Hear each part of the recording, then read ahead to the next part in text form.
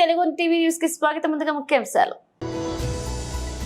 Fan గుర్తుపై vote వేసి భారీ మెజార్టీతో గెలిపించాలని కోరుతున్నాను. CM YS Jaganmohan Reddy.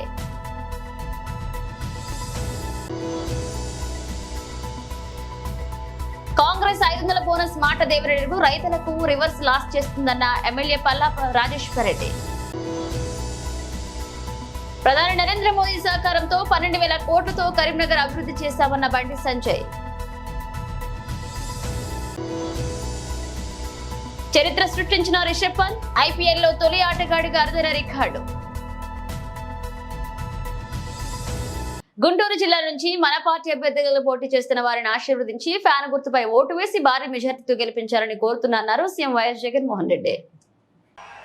MP అభ్యర్థిగా రోషయ్యను నిలబడిపోతా ఉన్నాడు. మీ అందరికీ కూడా తెలిసిన వాడే. రోషయ్యన్న మంచివాడు, సౌమ్యుడు. మీ అందరి చల్లని దీవెనలు అన్నపై ఉంచవలసిందిగా సవినయంగా కోరుతా ఉన్నాను. గుంటూరు ఈస్ట్ నుంచి నా చెల్లెలు ఫాతిమా నిలబడతా ఉంది. యువకురాలు, ఉత్సాహవంతురాలు, మంచి చేయడానికి ముందుకొస్తా ఉంది. మీ చల్లని దీవెనలు ఆశీస్సులు నా చెల్లిపై ఉంచవలసిందిగా సవినయంగా మీ అందరితో కూడా కోరుతా ఉన్నాను. పతిపాడు నుంచి కిరణ్ నిలబడతా ఉన్నాడు. నా తమ్ముడు, యువకుడు, ఉత్సాహవంతుడు, మంచి చేయడానికి ముందుకొచ్చాడు. మీ చల్లని దీవెనలు ఆశీస్సులు కిరణ్ పై ఉంచవలసిందిగా సవినయంగా కోరుతా ఉన్నాను. మంగళగిరి నుంచి మీ బిడ్డ, మంగళగిరి నుంచి నా చెల్లెలు ఎవరితో తలబడతా ఉందో తెలుసా? ఎవరితో తలబడతా ఉందో తెలుసా?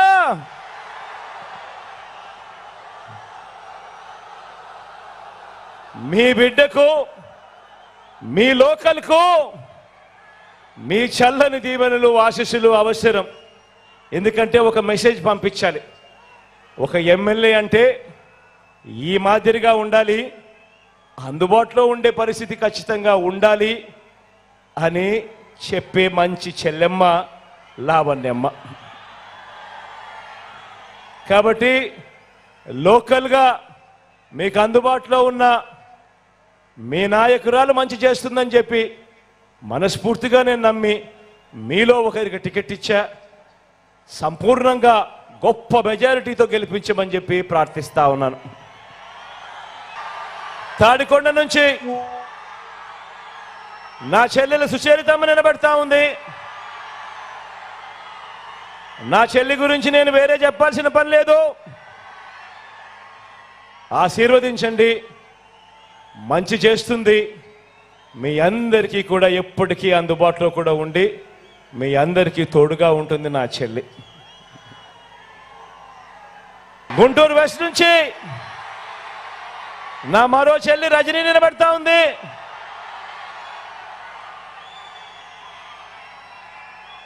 నిజంగా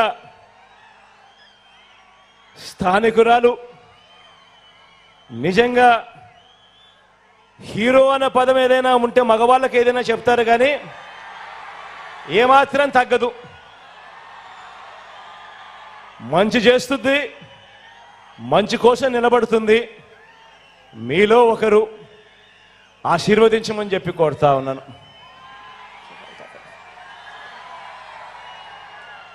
తెనాలి నుంచి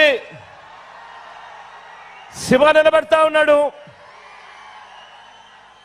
మీ చల్లని దీవెనలు ఆశీస్సులు శివపై ఉంచవలసిందిగా కోరుతా ఉన్నా.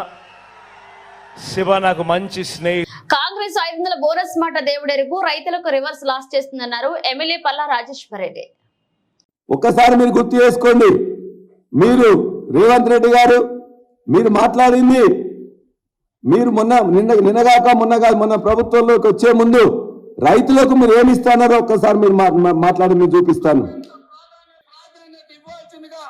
మీడియా మిత్రులను కోరుకుంటూ, ఈ తెలంగాణ రాష్ట్రంలో అత్యధికంగా రైతులు పండిస్తున్న పంట వరి ధాన్యం. ఇవాళ వరికి కనీస మద్దతు ధర 1960 రూపాయలు ఉంది. కానీ కేసీఆర్ చేతిలో రైతులు మోసానికి గురై ఇవాళ దళారులు మిల్లర్లు 1200కు 1400కు కొంటున్నారు. కాబట్టి 1960 రూపాయలున్న వరి కనీస మద్దతు ధరకు మించి 2500తో ఒట్లు కొనే బాధ్యత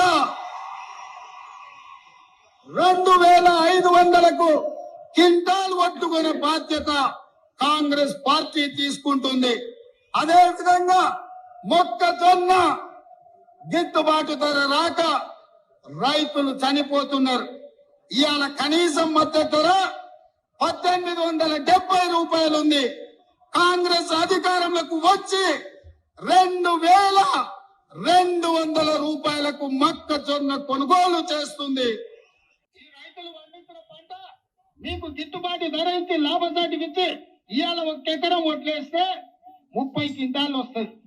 30 క్వింటాల్కి 540 రూపాయలు ఎక్కువ వస్తే 15,000 ఇవాళ ఎకరాకు అదనంగా కాంగ్రెస్ పార్టీ ఏదలుచుకున్నది.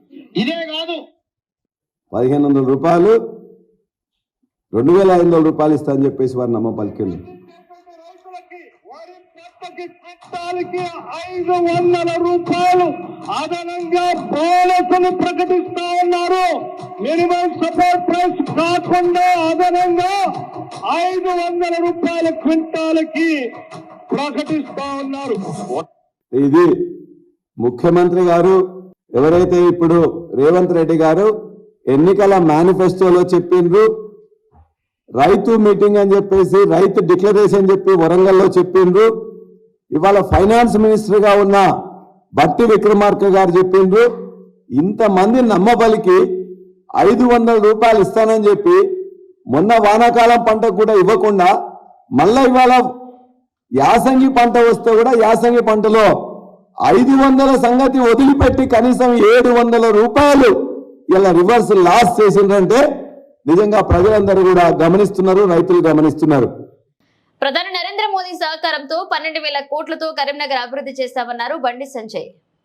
బండి సంజయ్ ని ప్రజలు ఆదరిస్తున్నారు. బండి సంజయ్ చేసిన అభివృద్ధిని ప్రజలు గుర్తిస్తున్నారు. గ్రామాల వారిగా పోస్టర్లు ఇస్తాం. మేము చేసిన అభివృద్ధి కూడా ముఖ్య రూపంగా ప్రచారం చేసే ప్రయత్నం చేస్తాం. ఇవన్నీ చూసిన తర్వాత అడ్డుకునే ప్రయత్నం వాళ్ళు చేస్తున్నారు. కానీ ప్రజలు వాళ్ళని గుర్తిస్తలేరు. కానీ ఎట్టి బస్సులో చాలా భారీ మెజార్టీతో ప్రజల ఆశీర్వాదంతో భారతీయ జనతా పార్టీ కరీంనగర్ లో మోడీ గారి ఆశీర్వాదంతో గెలవబోతుంది. కరీంనగర్ వరంగల్ రోడ్ 2,000 కోట్ల రూపాయల పైగా నిధులు తీసుకొచ్చిన. ఎప్పుడు వచ్చినాం కాదు, బుల్లెట్ దిగిందా చూడాలి. ఇద్దరు మాజీ ఎంపీలుగానే కరీంనగర్ వరంగల్ రోడ్ ఉన్నది. మీరు చేసినట్టు కదా, దానికి మీరు చేసినప్పుడు బడ్జెట్ ఎప్పుడు శాంక్షన్ అయింది, టెండర్ ఎప్పుడైంది, ప్రారంభోత్సవం ఎవరు ఎప్పుడు చేసిర్రు, పనులు ఎప్పుడు ప్రారంభమైనాయి. నరేంద్ర మోడీ గారు వరంగల్ నుంచి మొన్న ప్రారంభించారు. ఎప్పుడు ప్రారంభిస్తారు నరేంద్ర మోడీ గారు? బడ్జెట్ ఇచ్చిన తర్వాత టెండర్ అయినాకనే ప్రారంభిస్తారు. బడ్జెట్ న్యాయంలో వచ్చింది, నేను తీసుకొచ్చిన. టెండర్ న్యాయంలో పెట్టిన. ప్రారంభోత్సవం నరేంద్ర మోడీ గారు చేసినప్పుడు ఎంపీ నేను, నువ్వు కాదు ఎంపీ, నువ్వు ఎంపీ కాదు. బడ్జెట్ కేటాయించింది నా హయాంలో, నేను తీసుకొచ్చిన. నువ్వు ఎంపీ కాదప్పుడు. ఇలా ఎవరు తీసుకొచ్చినట్టు? ఆ రిపేర్ కు 40 కోట్ల రూపాయలు నేను పట్టుకొచ్చిన. 1 కోటి రూపాయలు ఇచ్చాను. వరంగల్ కేటమే రిపేర్ రోడ్ కు 1 కోటి రూపాయలతో అవుతుందా? 50 కోట్ల రూపాయలు నేను పట్టుకొచ్చిన. 1 కోటి రూపాయలు ఇచ్చింది. ఇచ్చి సోషల్ పెట్టుకున్నాడు. ఇప్పుడు తీసుకొచ్చింది ప్రారంభోత్సవం చేసింది. నేను ముందు ఎందుకు ప్రారంభోత్సవం చేసుకోలే? అయిపోయిందా? సిద్దిపేట తుర్తి రోడ్ నరేంద్ర మోడీ గారు నామూడలో ప్రారంభం చేశారు. బడ్జెట్ నేనున్నప్పుడు కేటాయించుకున్నా, టెండర్ నేనున్నప్పుడు పెట్టించుకున్నా. ప్రారంభోత్సవం నా హయాంలో నరేంద్ర మోడీ గారు ప్రారంభించారు. నువ్వు చేసినట్టు అది కరీంనగర్ ఆర్ఓబి 154 కోట్ల రూపాయలను సేతు బంధన్ స్కీమ్ సంవత్సరం క్రితం వచ్చింది. సంవత్సరం క్రితం ఎంపీ ఎవరే? నేనే కదా. అది కూడా ఆయన తీసుకొచ్చిందట. కరీంనగర్ జగిత్యాలలోడు ఎప్పుడు బడ్జెట్ శాంక్షన్ అయింది? నేను శాంక్షన్ చేసి. మరి ఈ ఇద్దరు మాజీ ఎంపీలు ఎప్పుడన్నా మీరు అభివృద్ధి చేస్తే మీ హయాంలో ఎప్పుడన్నా ప్రధానమంత్రి గారిని తీసుకొచ్చి ఈ పార్లమెంట్ నియోజకవర్గంలో ఎప్పుడైనా అభివృద్ధి పనులు ప్రారంభించా చేసిండ్రా? చెప్పుర్రి. మరి నేను తీసుకొచ్చిన ప్రారంభోత్సవాలు చేసిన. మరి మీరు చేస్తాడా? నేను చేస్తాను అభివృద్ధి. మీరు చేస్తాడా? నేను చేస్తాడా? మీరు ఏం చేసారో చెప్పండి చెప్తలేరు. నేను చేసింది పక్క బాగా చెప్తున్నా. మీరు ఏం చేసారో చెప్పండి చెప్తలేరు. కానీ చేసింది నేను, చెప్పుకునేది వాళ్ళు. శ్వేతపత్రం బుక్లెటే కొట్టించింది నేను.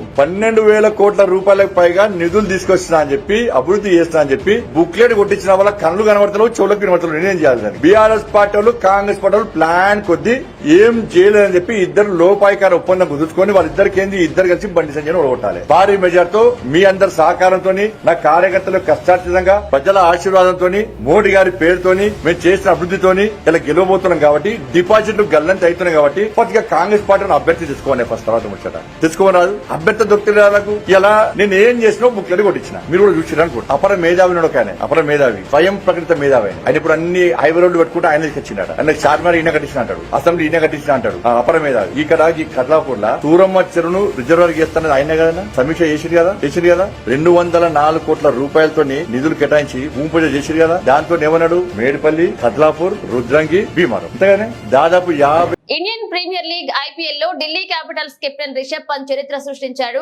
ఐపీఎల్ చరిత్రలో అతి తక్కువ బంతుల్లో 3000 పరుగులు పూర్తి చేసిన బ్యాటర్ గా రికార్డుకెక్కాడు. ఈ 3000 పరుగుల మార్కు పంత్ కేవలం 2028 బంతుల్లోనే అందుకున్నాడు. ఇక లక్నో సూపర్ జైంట్స్ తో శుక్రవారం నాటి మ్యాచ్ లో 41 పరుగులు చేసి ఈ రికార్డును నెలకొల్పాడు.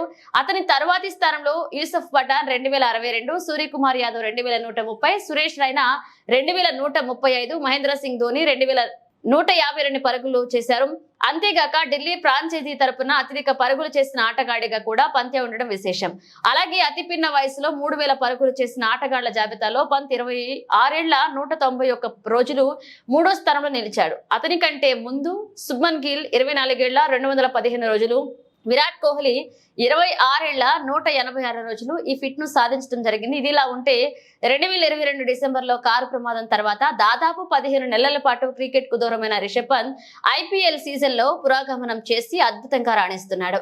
ఈ సీజన్ లో ఇప్పటి వరకు 6 మ్యాచ్లు ఆడి 2 అర్ధశతకాల సాయంతో 194 పరుగులు చేశాడు. మొత్తంగా ఐపీఎల్ లో 104 మ్యాచ్లు ఆడిన పంత్ 3032 పరుగులు చేశాడు. ఇందులో 17 హాఫ్ సెంచరీలు, 1 సెంచరీ ఉన్నాయి. వ్యక్తిగత అత్యధిక స్కోర్ చేసిన 128 నాట్అవుట్లున్నాయి.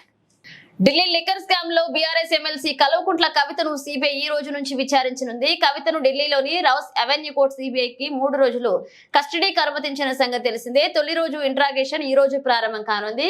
కవిత, బుచ్చిబాబు మధ్య జరిగిన వాట్సాప్ చాట్ ఆధారంగా ఇంట్రాగేషన్ జరుగుతున్నట్లుగా తెలుస్తుంది. ఇక దీంతో పాటు అప్రూవర్లుగా మారిన అభిషేక్ బోయనపల్లి, శరచంద్రారెడ్డి, దినేష్ అరోరా, మాగుంట రాఘవాలు ఇచ్చిన వాగ్మూలాలను చూపించి ప్రశ్నించే అవకాశాలు ఉన్నాయి. ఈ నెల 15వ తేదీ వరకు కవిత సిబిఐ కస్టడీలో ఉన్నారు. సాయంత్రం 6 నుంచి 7 గంటల మధ్య కుటుంబ సభ్యులకు కలిసేందుకు కవితకు కోర్టు అనుమతించింది. ఇక ఆమె తరపు న్యాయవాదులు కూడా ఆమెను కలవచ్చు. ఇక మరొక వైపు ఇంటి భోజనం, జపమాల, పుస్తకాలు, బెడ్ ను కోర్టు అనుమతించింది. ఆప్ కు 100 కోట్లు చెల్లించిన వ్యవహారంలో కవిత కీలక పాత్ర పోషించారని సిబిఐ అభియోగాలు మోపింది. నకిలీ భూ విక్రయం పేరుతో శరచంద్రారెడ్డి నుంచి కవిత 14 కోట్లు తీసుకున్నారని సిబిఐ తెలిపింది. 14 కోట్లు ఇవ్వకపోతే తెలంగాణలో అరవిందో ఫామా ఉండదని బెదిరించారని చెప్పింది. ఏలూరు జిల్లా ఏలూరు నగరంలోని వట్లూరులో ఉన్న సిద్ధార్థ్ వెస్ట్ పాఠశాలలో రాష్ట్ర స్థాయి చెస్ పోటీలు ఉత్సాహవంతంగా సాగాయి. మొత్తం 192 మంది విద్యార్థులు చెస్ పోటీలో పాల్గొన్నారు. ఈ చెస్ పోటీలో విజేతలైన 10 మంది విద్యార్థులు రాష్ట్ర స్థాయి పోటీలకు అర్హత సాధించాయని తెలిపారు. ఈ సందర్భంగా సందర్భంగా ఏర్పాటు చేసిన సభలో రాష్ట్ర సాహిత్య అకాడమీ చైర్పర్సన్ పెల్లంగోల శ్రీలక్ష్మి మాట్లాడుతూ విద్యార్థుల ఆటల ద్వారా క్రమశిక్షణతో పాటు జ్ఞాపక శక్తి, అదేవిధంగా సమాజంలో గౌరవాన్ని పొందుతారని తెలిపారు. చెస్ అకాడమీ డైరెక్టర్ గంజి యోహనన్ మాట్లాడుతూ రాష్ట్రంలోని వివిధ జిల్లాల నుంచి విద్యార్థులు పోటాపోటీగా పాల్గొన్నారని, ఈ పోటీలో విజేతలైన 10 మంది చిన్నారులు జాతీయ స్థాయి పోటీలకు అర్హత సాధించారని తెలిపారు. కాబట్టి ప్రతి వ్యక్తి కూడా డిసిప్లిన్ అనేది ఫస్ట్ ఒక ఆభరణంగా ఉండాలి మనకి. అదే మన యొక్క ప్రత్యేకతని అందరిలో తెలియజేస్తూ ఉంటుంది. ప్రపంచ ప్రఖ్యాతి గాంచిన ఆటలలో చదరంగం ఒక ఆట. ఇది నిజం చెప్పాలంటే మేధావుల ఆట. మీరందరూ కూడా బాల మేధావులు అని చెప్పడంలో ఎటువంటి అతిశయోక్తి లేదు. ఈ ఆటని మన జీవితాలకు అన్వయించుకున్నట్లయితే ఎత్తుకు పై ఎత్తులు వేసినప్పుడు మాత్రమే విజయం అనేది సాధ్యమవుతుంది అనే విషయం ఈ ఆట ద్వారా మనందరికీ కూడా అర్థమవుతుంది. ఈ ఆట ద్వారా బ్రెయిన్ ఎంతో షార్ప్గా ఉంటుంది, చురుకుదనం ఉంటుంది, బాగా ఒక డిసిప్లిన్ కూడా ఉంటుంది. ఎందుకంటే చాలా చాలా ఆలోచిస్తే కానీ ఎదుటివాడి ఎత్తుకి మనం పై ఎత్తి వేయలేము. ఈ రకమైన ఆటని మీరు ఇంప్రూవ్ చేసుకున్నట్లయితే జీవితంలో ఎదురయ్యే ఆటుపోట్లను, ఎత్తు పల్లాలను కూడా తేలికగా అధిగమించగలరనే విషయాన్ని నేను తెలియజేస్తూ ఉన్నాను. ఈ రోజున ఎవరు ఫస్ట్ ఎవరు సెకండ్ అన్న దానికి అసలు అవకాశమే లేదు. ఎందుకంటే గెలిచిన వాడే ఎప్పుడు గెలుస్తూ ఉండడు, ఓడిన వాడే ఎప్పుడు ఓడుతూ ఉండడు. ఇది మనకి జీవితం నేర్పే పాఠం. ఒకసారి గెలుపు ఒకరిదవ్వచ్చు, మరి ఒకసారి గెలుపు మనదవ్వచ్చు. కాబట్టి మనము గెలవలేదే అనే నిరాశ అనేది మనలో వచ్చిందంటే మనలో పట్టుదల అనేది పోతుంది.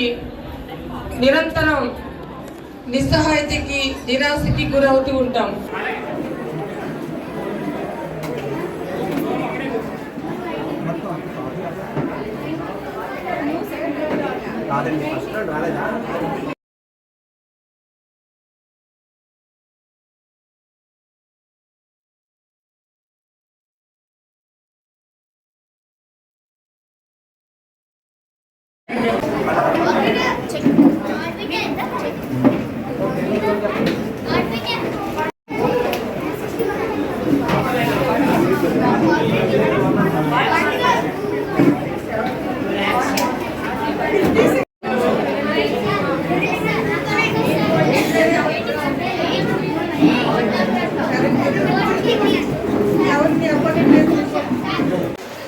అలాగే మరి ఆంధ్రప్రదేశ్ రాష్ట్ర ఓపెన్ చెస్ టోర్నమెంట్కి మరి అన్నమయ్య డిస్టిక్, అలాగే తూర్పుగోదావరి మరి జిల్లాల నుంచి, ఎన్టీఆర్ కృష్ణా జిల్లాల నుంచి, మరి ఇంకా అనేక జిల్లాల నుంచి, మరి వెస్ట్ గోదావరి జిల్లా నుంచి మరి అనేక మంది సుమారు 200 మంది వరకు స్టూడెంట్స్ పార్టిసిపేట్ చేసిన ఈ కార్యక్రమానికి మరి సాయంత్రం ప్రైజ్ డిస్ట్రిబ్యూషన్కి మరి విలమూల శ్రీలక్ష్మి గారు, అలాగే శ్రీదేవి గారు, మరి డాక్టర్ రవీంద్రనాథ్ గారు, డాక్టర్ యార్లగడ్డ శ్రీనివాసరావు గారు, సందీప్ గారు, మరి ఎన్ఎస్ఆర్టీ కాంగ్రెస్ ఆపరేటర్ మరి దుండి కృష్ణ గారు, మరి అలాగే వంశీ గారు, అనేక మంది వస్తారు. దీంట్లో మరి మొత్తం మరి టాప్ 10 సెలక్షన్స్ ఇంటర్నేషనల్ టోర్నమెంట్కి జూన్లో 4-9 జరిగే టోర్నమెంట్కి మరి మేము సెలక్షన్స్ 10 సెలక్షన్స్ ఇక్కడ మరి ఎంట్రీ ఫీజు 5,000 మరి 5,000 50,000 మరి సెలక్షన్స్ మేము మరి టాప్ 10 సెలెక్ట్ చేసి ఇంటర్నేషనల్ టోర్నమెంట్కి మేము పంపడానికి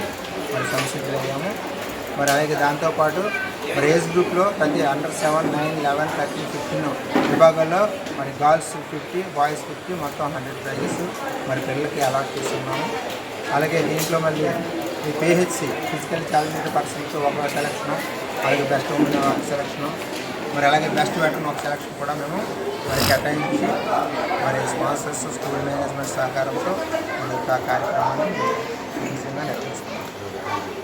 కాకినాడ జిల్లా ఎలేశ్వరం మండలం ఎర్రవరం గ్రామంలో నియోజకవర్గ టీడీపీ, జనసేన, బీజేపీ అసెంబ్లీ అభ్యర్థిని వరపుల సత్యప్రభను గెలిపించాలని ఇంటింటి ప్రచార కార్యక్రమాన్ని చేపట్టారు. గ్రామ టీడీపీ సీనియర్ నాయకులు బస్సా ప్రసాద్, మైరాల కనకారావు, జనసేన, బీజేపీ నాయకుల ఆధ్వర్యంలో ప్రచార కార్యక్రమం కొత్త ఎర్రవరం గ్రామంలో చేపట్టారు. ఈ సందర్భంగా గ్రామంలో ఇంటింటికి వెళ్లి రానున్న ఎన్నికల్లో టీడీపీ, జనసేన, బీజేపీ ప్రభుత్వం అందించే సంక్షేమ పథకాలు ప్రజలకు వివరించారు. రాష్ట్రంలో బీజేపీ, టీడీపీ, జనసేన కూటమిని ప్రతిపాడు నియోజకవర్గంలో వరపుల సత్యప్రభను గెలిపించాలని కోరారు. ఈ సందర్భంగా బస్సా ప్రసాద్ మాట్లాడుతూ గ్రామంలో ప్రజలు ఎన్డీఏ కూటమికి మద్దతుగా తెలుసుకున్నారని తెలుపుతున్నారని, గ్రామంలో గత 6 రోజులుగా ఇంటింటికి ప్రచారాన్ని చేపడుతున్నామన్నారు.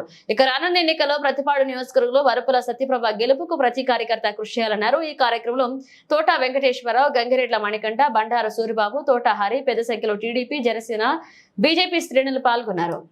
ఈ రోజుకి వారం రోజుల నుంచి ఎర్రవరం గ్రామంలో ఇంటింటికి ప్రసారం చేయడం జరుగుతుంది. మన అభ్యర్థి సత్యబాబా రాజా గారు అత్యధిక మెజార్టీతో గెలాలని ప్రతి ఇంటికి తిరుగుతూ సూపర్ 6 కార్యక్రమం అందరికీ ఎక్స్ప్లెయిన్ చేయడం జరుగుతుంది.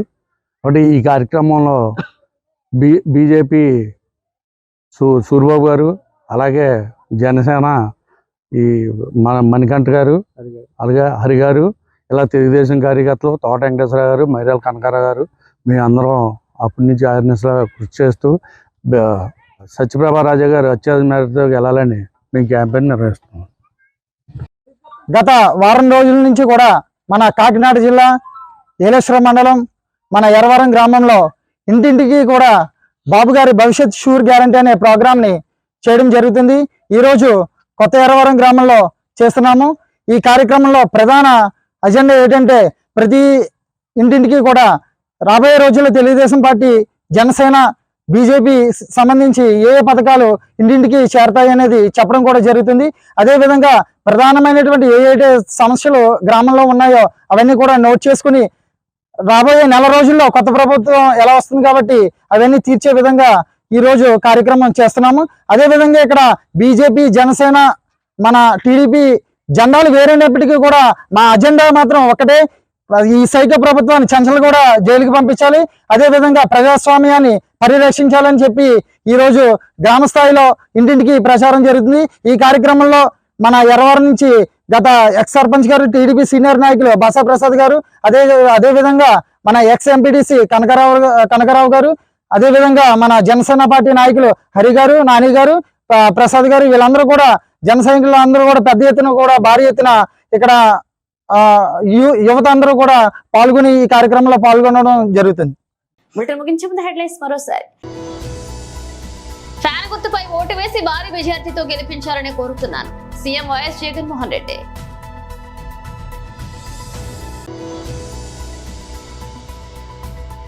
కాంగ్రెస్ 500 బోనస్ మాట దేవిరెడ్డికు రైతులకు రివర్స్ లాస్ చేస్తుందన్న ఎమ్మెల్యే పల్లా రాజేశ్వర్ రెడ్డి.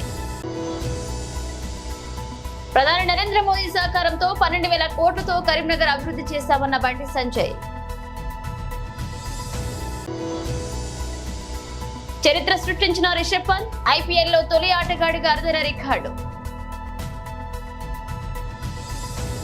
ఇవి ఇప్పుడు అప్డేట్స్. మనం నెక్స్ట్ మళ్ళీ కలుద్దాం.